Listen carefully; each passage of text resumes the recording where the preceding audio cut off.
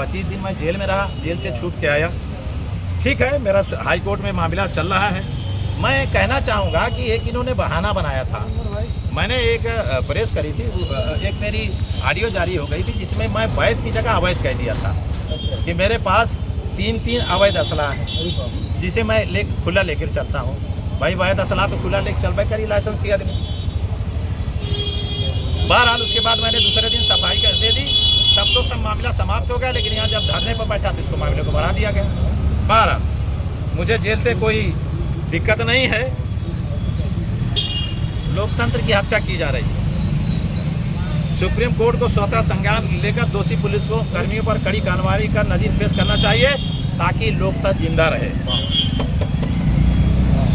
मैं एहसान खान 2018 में ही योगी सरकार के खिलाफ फर्जी इनकाउंटर और बुलडोजर को लेकर मोर्चा खोल रखा हूँ।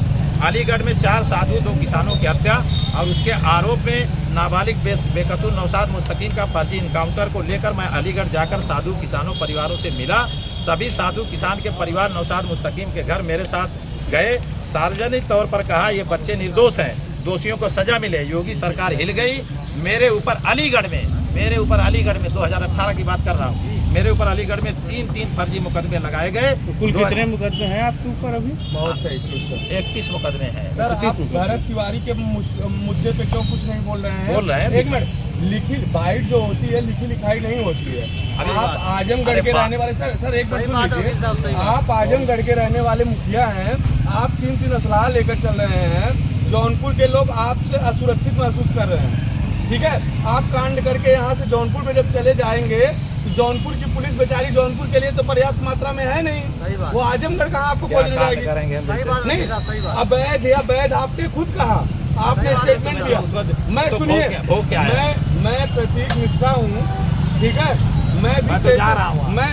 मैं भी पेशे से अधिवक्ता हूँ और अधिवक्ता होने की वजह से जहाँ बहन सौम्या की बात आ जा रही है, मेरी पीड़ा इतनी रही है कि मैं 7 बार आया और सोचा कि इनको समझूं, लेकिन आज तक मुझे मुद्दा ही नहीं पता चला। जिस दिन ये बहन बोली कि योगी सरकार के पास मैं गई तो मैंने कहा बहन क्या बोली? तो योगी सरकार ने बोला या योगी जी ने बोला था कि मैं अगर अपराधी इस चौराहे पे अपराध करता है तो उस अगले चौराहे पे यमराज मिले यमराज। कथनी और करनी में योगी सरकार में भेद नहीं है। अपराधियों का कोई जाति नहीं होता। मैं ब्राह्मण हूँ, मैं जनेऊधारी ब्राह्मण हूँ और मेरी परिभाषा कोई ना माने। मैं हिंदू हूँ, मैं जातिवादिता की बात नहीं करता हूँ। एजाज अहमद खान जी, चाहे आप जो हो आजमगढ़ के आए हो, आजमगढ़ पे बरदा तक मैं काम चलवाया हूँ।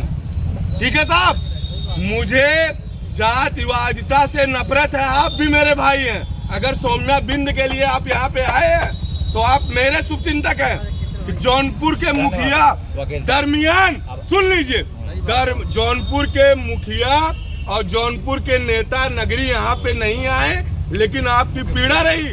आप आजमगढ़ से आए, मैं आपका तहे दिल से स्वागत करता हूँ।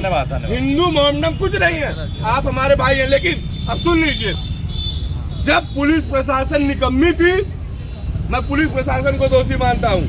अगर पुलिस प्रशासन जो कार्रवाई कुछ दिन बाद की वही उस दिन कर दी होती तो ये मसला यहाँ तक नहीं पहुँचता।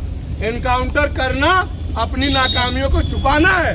एजाज जी, एनकाउंटर करना अपनी नाकामियों को छुपाना है। और सुन लीजिए, चाहे भरत तिवारी हो बिहार के, चाहे अजय मिश्रा हो मंडल अध्यक्ष सिकरारा के, अपराधियों का कोई जात नहीं होता है। चाहे विकास दुबे हो, चाहे विजय शंकर मिश्रा हो, चाहे प्रतीक मिश्रा हो, अभी तक एक FIR दर्ज नहीं है। 151 में चालान नहीं हुआ है। कल सिकरारा थाने पे SHO विश्वनाथ प्रताप सिंह सिर्फ ट्वीट करने की वजह से मुझे 10 बजे से शाम को 6:03 में छोड़े हैं। DM साहब से हमको, मैं चूतिया हूँ, मैं ट्वीट कर दिया था। इसलिए Vishwanath Pratap Singh coding cup syrup में कुछ नहीं उखाड़ पाए हैं, लेकिन सिकरारा थाने पे चले गए, डिमोशन हुआ है उनका डिमोशन हुआ है। नहीं रुकिए, नंबर, अरे यार ऐसे अरे कैसे मिलेगा वो जो हाँ, जो ट्वीटवा किया? नहीं, मेरी बात सुनिए। मुझे नंबर नहीं चाहिए किसी का, मैं सक्षम हूँ, मैं सक्षम हूँ साहब।